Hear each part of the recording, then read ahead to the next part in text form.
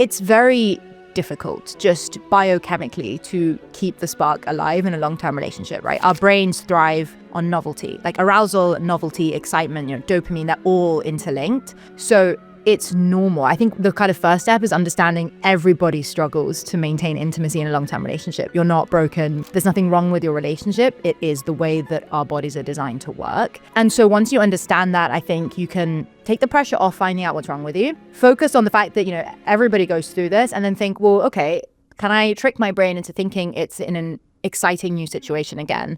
So it's about finding, I think, those little ways to reintroduce novelty, shake up your routine, try new positions, buy toys, go to a new location, break it up. Exactly. Break it up as much as you can. And also just explore different ways of intimacy. A lot of times it's very easy to fall into a pattern of, we have our favorite position and we have favorite routine, but, there are loads of different ways to connect intimately with a partner. So it's about exploring kind of the whole range of things available. Maybe listen to audio porn together on Dipsy or something, buy a toy together. But yeah, it's about finding, I think, those little moments of connection.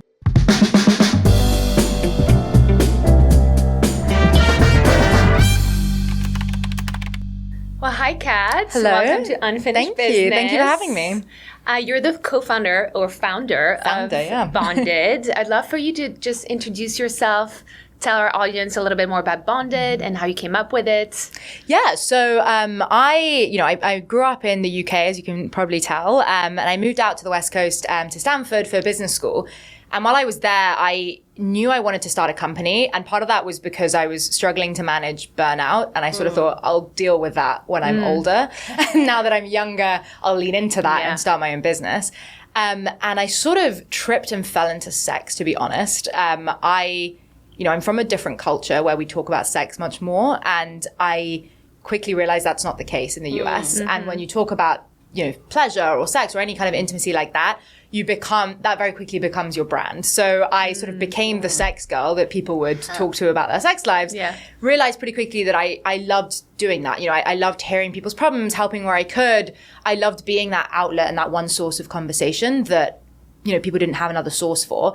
So decided I wanted to start something in sex to help people have better sex. Kind of meandered through a bunch of different things, just trying to understand what people's problems were.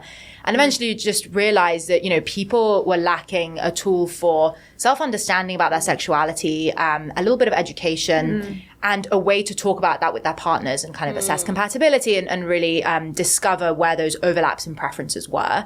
And so all of that led to the creation of Bonded, which is essentially, you can think of it like a cross between 16 Personalities and Duolingo, but for sex. So we help users understand their sexuality, learn a bit more about kind of everything from technique to communication skills, and then also assess kind of where there are overlaps of interest with our partners, all in an app. So, And is it more focused on women? Like, who's your ideal user? Yeah, so we have, we sort of three ideal users. One of those is definitely women, probably younger, sort of, the kind, if you think back to maybe, there are a lot of women that are having pretty bad sex and they see examples of people, on TV and books that are having amazing sex, and they sort of tell themselves, oh, I'm sure they're lying or they're making it up or that's not what reality is. Yeah. But then slowly they sort of start thinking, well, maybe it is, maybe it could be reality. So for those women that are, just at the very beginnings of that sex positivity journey and are, curious and thinking, well, maybe it could be better. Let me explore what I like and get in touch with my sexuality. That's definitely a core kind of user. Then we also have the young men, sort of think,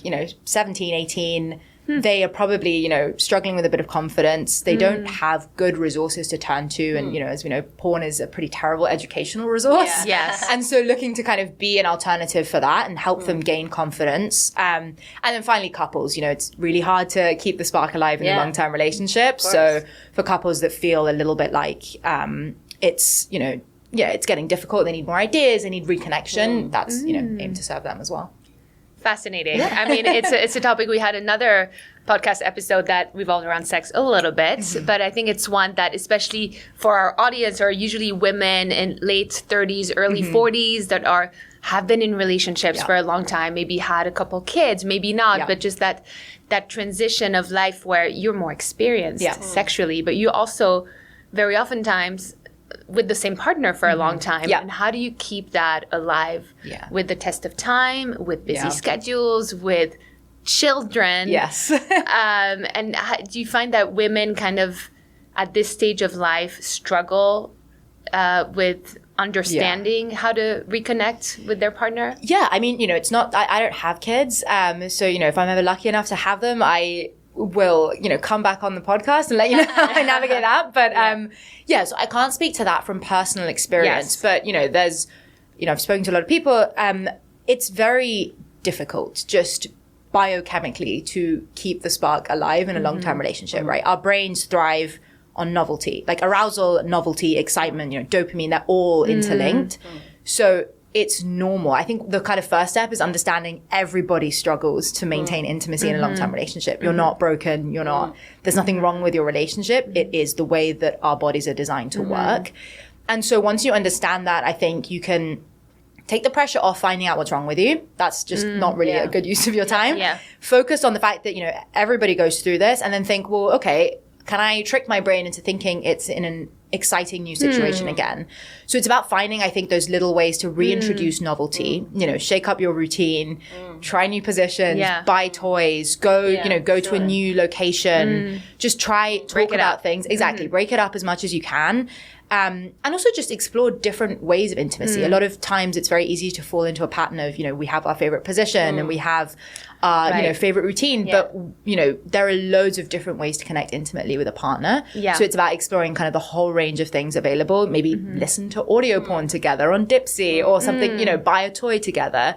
But it's about finding, I think, those little moments of and that bringing back that sense of novelty. Exactly. Is what you're saying. Yeah. It's really interesting. Yeah. And also working at it, like, for example, my partner and I, we do this thing where we each make our own, like, bucket lists of sex once a month. So things that we really want to try. Once a month? Once a month. Wow. Yeah. So there must be a lot of things to try. Sometimes I didn't know there were that many things to try. Sometimes it's, things that are going well, things I want to lean into more. And also, we like to experiment with power plays. So things, that you want to experiment with in a more dominant role, in a more submissive role, things like that.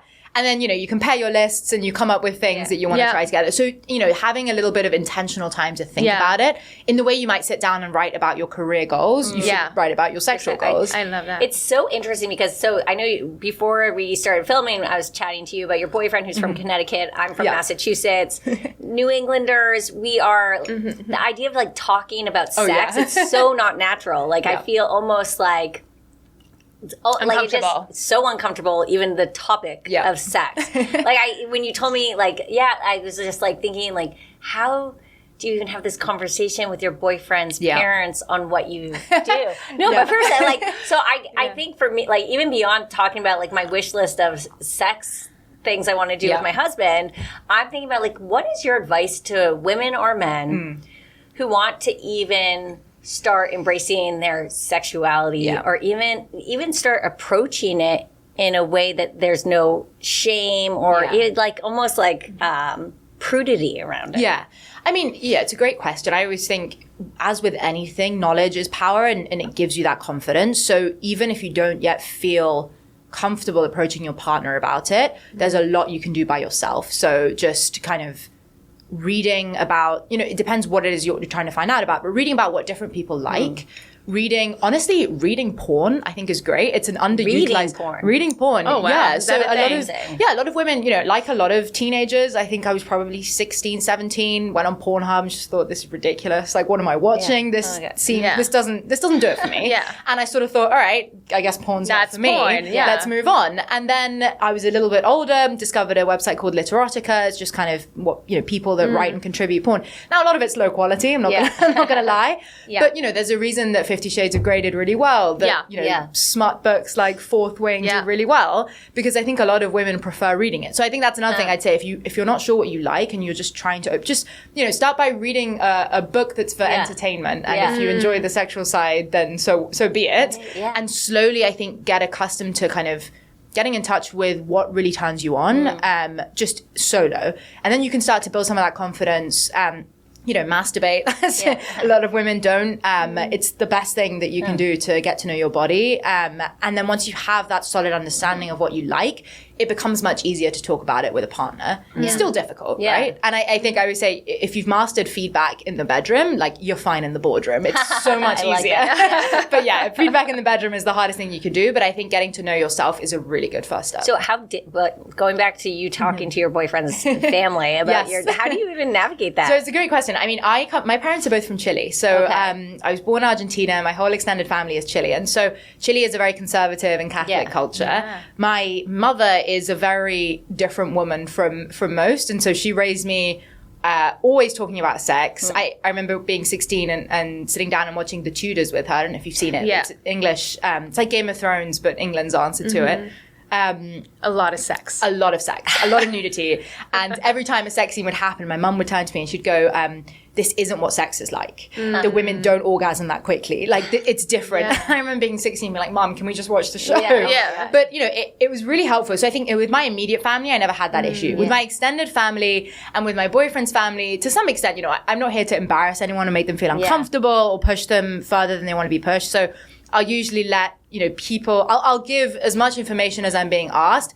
If people show clear interest and are kind of prodding and they want to understand more, I will happily talk about it. I have the skills thanks to my mother, but, you know, I can operate with everything from a kind of conservative Christian culture to, you know, the middle of Berlin. It's, you know, it's about just adapting what you do. You can tell people, you know, I help people, you know, foster intimacy in their relationships, all the way down to, like, I give tips for how to, you know, edge yourself and achieve multiple orgasms. I don't even, edge yourself. Wait, what is the saying? I don't even know this saying. Edge yourself. Oh, edging. So edging it's a technique where you kind of stimulate, usually women, but because men have refractory periods and but it does work with men, but with women, you stimulate them up until you near the point of orgasm, and then you hold off and you stop. You do that multiple times, and it's known as edging, without actually kind of pushing over the edge. And then when you finally do, the climax is a lot more intense. So does Bonded help with that, with knowing what edging is? Yes, so provide educational tools. And it's not, you know, not just physical. There's also kind of communication tools with a partner, emotional kind of discovery journeys as well. You mentioned earlier shame, that's a big part of it. So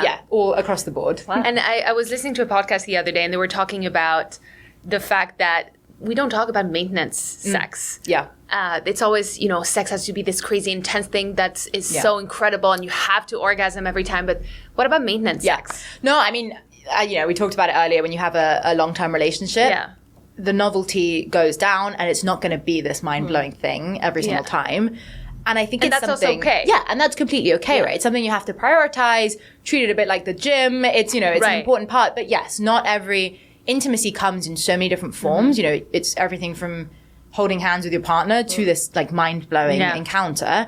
And so kind of getting comfortable, exploring the whole range and making it a habit of intimacy as opposed to something that, you know, is really special. Because then you put the pressure on and then there's just a lot of you know, performance anxiety. Yeah, and it's interesting what you said about the novelty piece. I was also reading that the body essentially moves on from that honeymoon, hot and heavy phase fairly quickly for survival. Because when you fall in love, when you have that first kind of attraction, you don't sleep, you don't eat. You essentially are removing everything that makes you alive from keeping you going, and that as a survival mechanism, your body's actually letting that go so that you can survive. Yeah. And what's really interesting is, you know, we focus so much on the things that we lose, but what about the things that you gain, right? As your relationship deepens emotionally, you hopefully become much more comfortable talking to your partner about things. And exploring things that you may not previously have felt safe enough to bring up, particularly when it comes to kind of the kinkier side and power dynamics. A lot of women don't feel safe with kind of casual partners exploring that side. So, you know, instead of focusing on the loss of spontaneity, you can focus on the gain and trust and what that means for communication. I love that. Yeah. And what are some of the funny stories? I'm sure you have a lot of funny use cases that come to your... Yeah, I've heard a lot of funny stories. One of my favorites, two friends, they were both from the South here in the US, and one of them found out the other had never had an orgasm at the age of, I think it was like 23, 24, never at all. And sort of said, happy, you know, 24th, 25th birthday, here's a vibrator. Like, you're welcome. So I think that was a sweet moment of kind of sisterhood. Unbonded. No. Oh, okay. Sorry, that was just two. This was back when I was doing more kind of research. No, and also, I mean, not just Unbonded. On TikTok, I post a lot of informational content, and I get a lot of, you know, really heartwarming DMs from people sort of saying, my wife and I have never been able to talk about this before, and this helped me kickstart that conversation. So those are really lovely as well. Oh, that's so nice. Yeah. And I was asking you if you had a big Instagram following, and you said you were kicked off of Instagram. Yes. So why don't you tell us what you were talking about to even get kicked out? You would think it was terrible, but no. I had a channel. So on TikTok I go by Sex with Catalina. So I was the same on Instagram. I also had a personal Instagram. I promoted a video from that Sex with Catalina channel, and I said, here are some great tips for masturbation, and I didn't use asterisks for the word masturbation. Yeah. And that was the last thing I ever did on Instagram before I got kicked off. So that was it. I'm pretty sure. So what are the tips for masturbation? I mean, honestly, I think it's something, everyone likes different things, and so it's about creating a comfortable environment for you to explore your body and find what works best for you. Maybe that's audio porn, maybe that's written porn, maybe that's your imagination, maybe, it's lube, maybe it's not, maybe it's a vibrator or a suction vibrator, just be aware of all the options out there, lock the door, dim the lights, and just explore in a relaxed way. That's kind of the best, the best advice. And you must get a lot of creeps rating you on TikTok, even with that handle, no? Yes, for sure. And, at first, I think it's more bothersome. After a while, you sort of realize, these people, these aren't real people. They are, but, they're just hiding behind an anonymous handle. Yeah. It's pretty easy to ignore after that. But yeah, I think more so in the US, where sex is talked about less, there's this conflation of, oh, that person's talking about sex. They must want to have sex with me because nobody here talks about it. And I think that's the thing that I've had to So do you notice a difference on that front for sure, in the US? Whereas, especially with men, I think they sort of think that if somebody's confident in talking about it, they're trying to attract them. When, and that I'm fine of being the person that doesn't stop talking about sex and also in the same breath says, and I'm not interested in you. I'm interested in sex and talking about it and helping other people. Yeah. But, it's also why women are not comfortable talking about it. Yes, because 100%. It makes them a target in a way. Yeah, 100%. There's a lot of kind of purity culture and mixing up of, even down to, I don't have kids, but there's a lot of teaching of sort of be careful how you lose your virginity, make sure that it's special and, you don't, it's this prize almost. And that in of itself is problematic. Yeah. Because why should it be? And it teaches women that it teaches them, to be honest, when we say kind of make him work for it or make them work for it, it teaches them, hey, you don't want it as much as they do. Because if you did, they wouldn't need to be chasing you, right? And so you're already from a young age seeding, and I get why, it's all with good intention, but you're seeding this notion of sex is not for you, it's for them, and it's something that you hold back so that they will kind of stay with you. I think that's pretty challenging. Yeah. What is something that you've learned? Most of our listeners are women. I'd be curious to know what have you learned about men when it comes to, I get that it changes, but has there been any surprising aha moment about men and sex that you think our listeners would think is pretty interesting? So what really sticks out, so I have a good pulse on popularity in the sense when I can look at viewer figures on TikTok, and TikTok's a pretty decent algorithm for figuring out what's actually interesting to people. And by far, I think this would be surprising, the videos that do best are all about submissive men. So feminization, just kind of femdom, things like that. And I think that's, surprising. A lot of, you see a lot in, you see a lot in popular culture of kind of men being dominant. And that is for sure a very popular kind of balance of women being more submissive.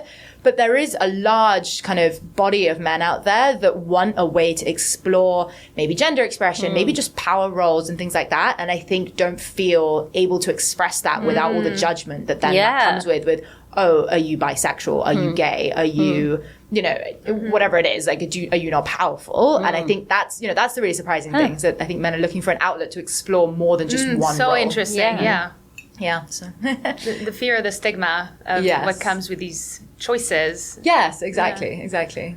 But I'm curious, from the US, kind of where did you learn about sex? Was it something you sort of... So I'm European, so I'm on your side of the pond. But it was very striking to me too. I went to NYU, so coming to study here, and in many ways when I was, a freshman in college, I felt so much older. Than the average American freshman, because I felt like I lived a whole life already. And especially around these topics around sex, it was very new to my classmates. and it wasn't really talked about, or if it was talked about, it was with shame. And I mean, I do notice it to this day with conversations I have with my European girlfriends versus my American girlfriends. Yes. There's definitely a stigma and a lot of shame. Yeah, I think that it's I don't even know, you just wouldn't talk about sex like you said. And I think the idea of, I think now I'd be curious, like the younger generations, if there's more, I don't know, time to even explore one's sexuality. Like, I don't think the people that were doing that, right, they were like tagged as sluts, right? So I think that's when to your question, that's what I was thinking about, right? The ones that were actually almost much more enlightened in a sense, exploring themselves, their bodies, their journey, right? They would somewhat be labeled in a negative connotation. Completely. Do you notice a difference in generations as far as the approach to sex in the US? Yeah, I mean, for the US, I kind of mainly know people of my generation, but when I think kind of across in general, there is this trend towards openness. So that's great. Although, there are all these articles saying, Gen Z aren't having any sex anymore. Is that true? Yeah. I mean, who knows, right? I don't think, I think sex is sex. People are going to have it. So, I'm not worried that we're going to have a celibate generation. But I think what is interesting, I spoke to the director of positive sexuality at Stanford once, and she told me she does a lot of work with fraternities and sororities there. She said, she was doing a workshop and she was at the fraternity and they sort of said, all these girls, they want us to be rough and they want us to choke them, and we don't want to do that. We just want to have nice sex. Yeah. And then she goes across the road to the sororities and they say, well, these guys, they're just being really rough with us, and why can't they just be gentle? They keep wanting to choke us. Yeah. And that's, a massive breakdown in communication. And so I think when people say, Gen Z isn't having sex, I think what's great is that actually for the first time starting to realize, hey, that's not good for me. I don't want to have sex that it has no foreplay, lasts 5 minutes, and I need to fake it at the end. And so I think, hopefully, the way I interpret all of these is Gen Z is having less bad sex. Yeah. Okay, they maybe understand themselves better. Yeah, hopefully, yeah. And that's, part of what we're trying to do with Bonded as well, is just kind of democratize a lot of this education in states or countries where sex education, I mean, at the moment, we are live in 20 countries where sex education, 47 in total, but of those, 20 are countries where there's basically no sex education. Yeah. So, I think that's great. Yeah. And do you feel that the whole Me Too movement also changed the way men maybe felt comfortable or less comfortable approaching sex? Yeah, for sure. I mean, I think obviously in general, it's been for the better. There's a much better understanding, even than when I was 18 at university. Like, there's a completely different understanding of what enthusiastic consent means. And that's amazing. So, I think mostly for the better. But yes, I think there is this enthusiastic nervousness. Consent. Can you explain what that is? Yeah, sure. So consent, going back, traditional models of consent were sort of, you have to, no means no. Yeah. And if you don't say no, it means and yes. It's true. No does always mean no, but so many other things mean no, right? Like, I'm tired, I have a big meeting tomorrow, saying nothing, looking awkward. Those all should mean no. Yeah. And the idea is changing it from no means no to the only thing that means yes is this kind of enthusiastic, willing, excited consent. Yeah. And you don't have to say yes each time, and none of us do with long-term partners, but this sense of like there is an unmistakable, ideally verbal, but if not body language, that this person is kind of game. They're all in, they want to do this. So for us women that have sons, that's actually a really good way to put it. So it needs to be very clear that the consent is there. Yeah, you should have no doubts that the person in front of you wants to be doing. And if you're not sure, you should just ask, right? And you should just say, do you want to slow down? Do you want to stop? Do you want to do this or that? I think that's, and it's a completely different model. And I think for young men, it's sort of saying, a lot of them carry the pressure of making the experience great on their shoulders. They think, it's my responsibility as a man to make sure that everybody has a good time, especially if they're good guys, which I'm assuming your sons are. And it's sort of saying, well, actually, you don't need to know everything off the bat. Even if you knew everything technically, the person in front of you is unique and has unique likes. So you don't need to just come into it controlling everything, knowing everything, and making it perfect. You can just ask them. Like, you can ask them if they want to do it. You can ask them how. You can try different things, ask which they like. So when in doubt, ask. Just ask. Yeah. And how do you think exploring one's sexuality has someone fall in love with themselves in a different way, or even appreciate the beauty of themselves in a different way, if at all? Totally. I think it's a little bit like when you go to the gym and you've been kind of lifting weights for a while and you suddenly feel it when you walk up the stairs and you're a little bit stronger than you were a month ago. And that sense of like, this is amazing, right? My body is doing this amazing thing for me. I think it's similar, right? You have the power with just your body to feel incredible in a way that not many other things can make you feel through just simply masturbating. And I think that kind of getting to understand my body is amazing. It does amazing things for me. And, you know, the clitoris is the only organ in the whole human body whose sole purpose is pleasure. It doesn't have another function. And so it's like, once you understand kind of, wow, my body is amazing. I have this power to make myself feel amazing, to help myself sleep better, to improve my mood, my mental health. I think that can kind of help you appreciate yourself on a complete different level, for sure. Yeah, wow. Yeah. Now, on that note, tell us, like, you're talking a lot about toys. How would you even, like, know, you go into a sex shop, like, what are your top 5 recommendations for someone who's new to this whole exploration of self as a woman? Totally. So I think, I mean, first of all, definitely going into stores, my experience has universally been positive at any stores that I've gone into. The people that work there are usually amazing, super unembarrassable, and they will help you like a lot if you're kind of coming in and you're a bit nervous. So I would definitely say if you're on the fence, they're usually lovely environments. Isn't it funny? Because the first thing I think about is just like, it's probably filled with creeps. Yeah. Like, who's going to be there? Who's going to look or at like me? bumping into someone when you're walking out. That's what I think. That's a Curb episode, actually. Is it? I mean, to be fair, when I bought my first, I think it was maybe a sex toy or viral lingerie or something, I was on a shopping trip with my mom, and as amazing as she is, I was still, you know, I was in the shopping mall. I was like, I don't want to do it, but I sort of snuck off, bought that, then bought something else, and then put the sex toy in the other bag, and then came back before the timelines didn't add up.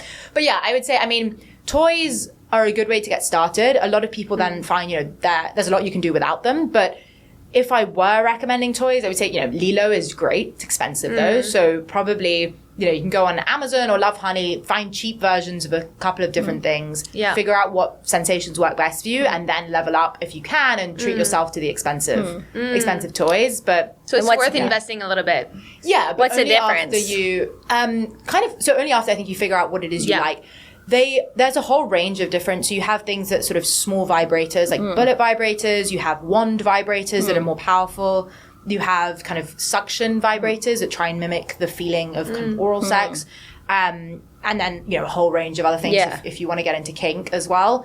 But yeah, everything works differently in terms of, you know, how, it's hard to explain, but how intimate it feels and how powerful it feels. And women have a whole range of different sensitivities and how much pressure and speed and everything they like. So yeah, it's about exploring a few different things and sort of figuring out what works best. Yeah.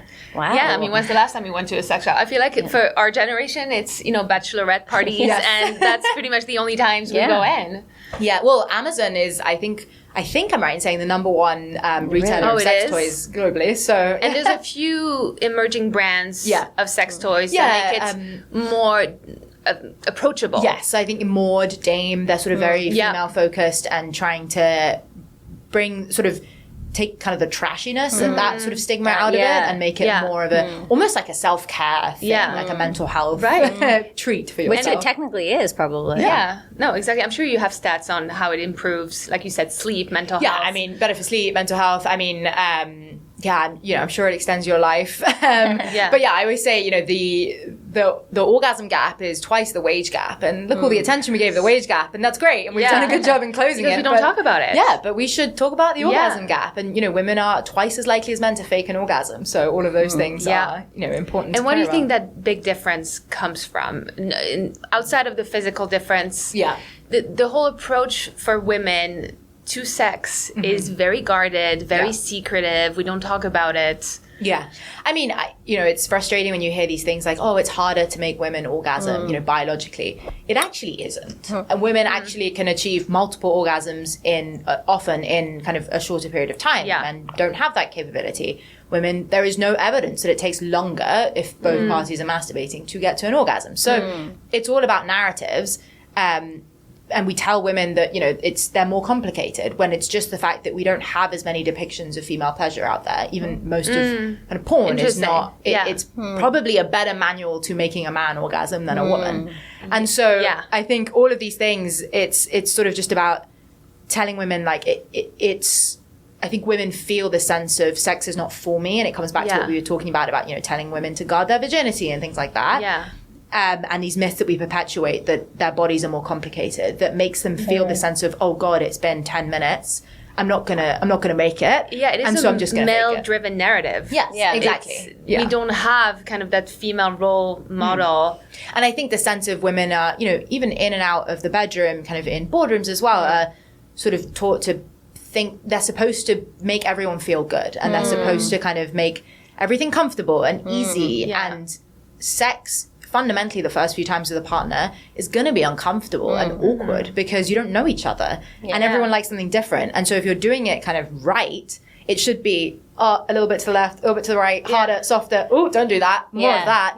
And that's weird. Yeah. And I think women don't want to be the source of that friction. And do you think discomfort. women are more in their heads? Do you think there's part of it that's also just overthinking things? Yeah, I mean, look, there's woefully little research in this space, which, you know, I wish sometime, you know, when we have millions of users, I'd love to kind of contribute to the body of science that we have on this. But, you know, anecdotally, it does seem that women's orgasms have this mental component, possibly to a greater degree than men's do. And so, if you're feeling the sense of shame, or you're rushing yourself, or you're thinking, oh God, I'm broken, you're not gonna have an orgasm. Right. So interesting. And do you think you can change your connection with someone?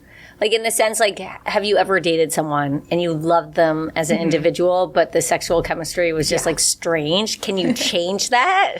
To some Is it something you can work on? Yeah, I mean, to some extent. I'm curious to hear what you think, if you've had those experiences. But I'd say yes and no. If the problem is that you have a specific set of sexual desires and your partner doesn't share them, I think that's a difficult thing to overcome, right? If you're very kinky and you enjoy power dynamics and you want to be either dominant or submissive, and your partner's not interested, there's little you can do, because you can't, like, these sorts of things need to be authentic, like everything in life, and genuine. And if somebody's just not interested, I don't think that's going to be successful.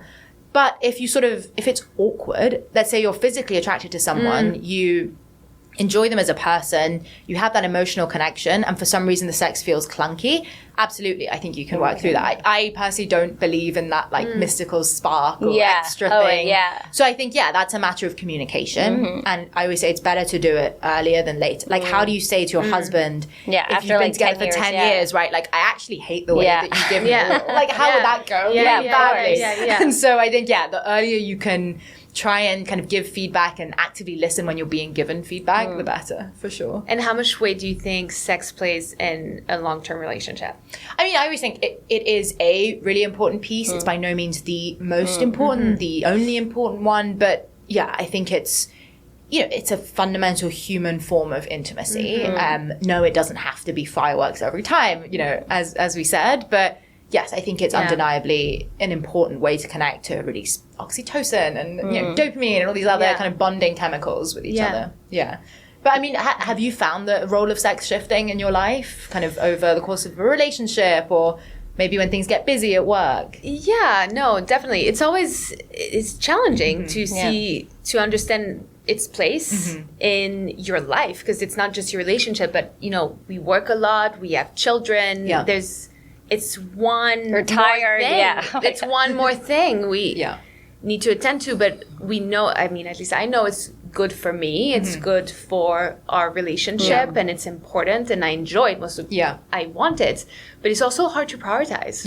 No, it's very difficult to prioritize, but I think that's the key, right? It's understanding when shifting, you know, I'm sure, you know, I'm definitely not the first person to say this. I heard somewhere that shifting the language even from I don't have time for this to I'm not prioritizing this helps you feel some more control over it. So it's sort of everybody has time to have sex. You just have to maybe it's scheduling it in your calendars. Maybe some people don't like that, and it's more kind of scheduling intimate time, and we'll see where it goes. But it's about making it a priority. And also I think understanding models of arousal. Like I think, you know, I don't I read it originally in this book called Come As You Are, Great book. I really recommend it. But this sort of dual response, this kind of brakes and accelerators model of arousal. I don't know if you've heard this, but it's basically women's bodies tend to, men's bodies tend to be more, and this is a generalization, but they are either on or off, right? They have a gas pedal.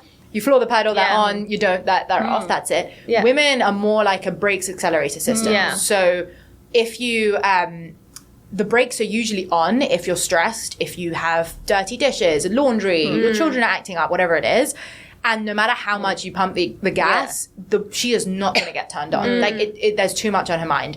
And so I think it's understanding in my busy life, what is hitting the brakes and how do I address that first before trying to... The mental load is a huge piece of it, right? How do you make space in order to get in that mood? Yeah. And I think it's for your partner to understand as well, like, because I think for men it's difficult, right, to feel, they might feel rejected if they're coming on to you and you're just not interested. Yeah, of course. And so it's for them to understand, well, maybe, she has that big presentation at work tomorrow. If I take 15 minutes or whatever it is and I, sit and I'm present with her feelings and I help her say, you're going to be amazing. I believe in you. And we deal with that emotion. I think there's zero awareness on that. On the men's side. I mean, really, I don't think there's ever, no one's talking about this. Yeah. So, and that's, I mean, I guess, in that sense, our bodies may not be any more complicated than men's, but our minds may be. And I think it's just understanding, what's... Exactly. Do I offer to take the dishes and clean them for her? Do I say I'll fold the laundry tomorrow?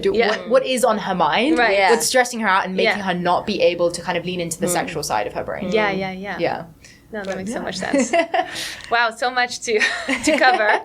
And what are some of your personal setbacks that you've dealt with that kind of led you to creating Bonded? Because I'm sure that you have your own experience with sex, like besides just growing up in Europe from a certain side of your family. I mean, I was one of the first in my friendship group to actually hit a long-term relationship, and one of the first to sort of think, wait a minute, like sex is bad now. What am I supposed to do? And when I would broach that, and I was lucky enough to be in the UK, right? It's not even the US where those conversations are non-existent.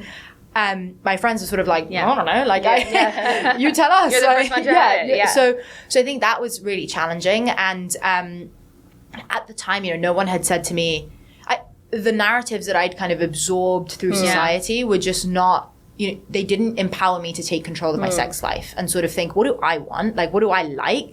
What turns me on mentally? Where does my mind wander to when I'm masturbating? And sort of, I didn't have that toolkit to take control of that in that way. And so when I then eventually moved on to other relationships and suddenly felt kind of more able to, I had somebody recommend, why don't you touch yourself during penetration? That's something that most women don't do. And most women perceive it as sort of foreplay, and oral is for me and penetration is for him. And that's just, we do my bit so that they can do their bit and everyone gets what they need. Who told you this? A friend who, like, what kind of conversation? You mean kind of how like try this or try that? That was a partner.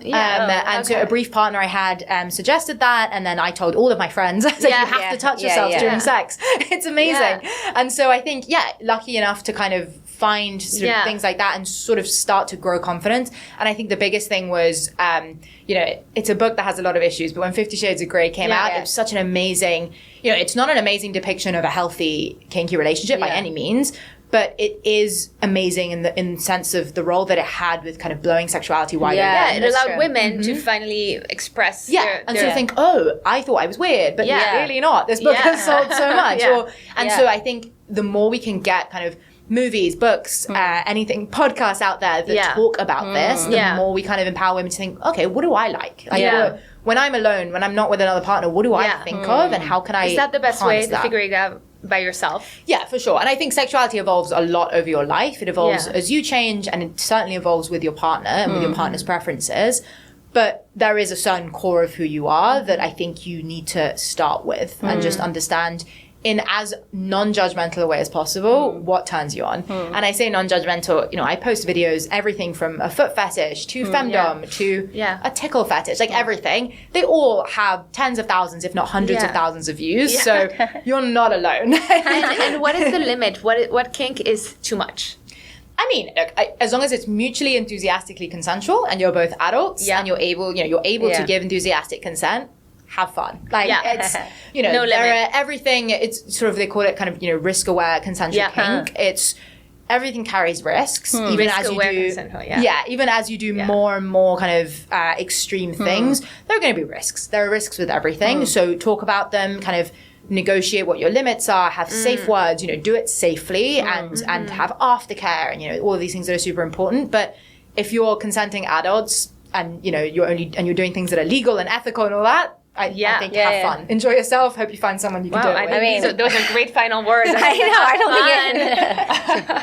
Well, thank you for being here with us. Much. This is fun. Incredible. We learned a lot. Where we have to Google map the Bonded. Yeah, where's the closest sex shop, Alex? I know what we're doing during our lunch break. We know what we're doing later. This was great. So thank you so much. For everyone listening, we'll be linking Bonded. Make sure to check it out. And thank you, Kat, for being with us. Amazing. Well, thank you so much for having me. This was great fun.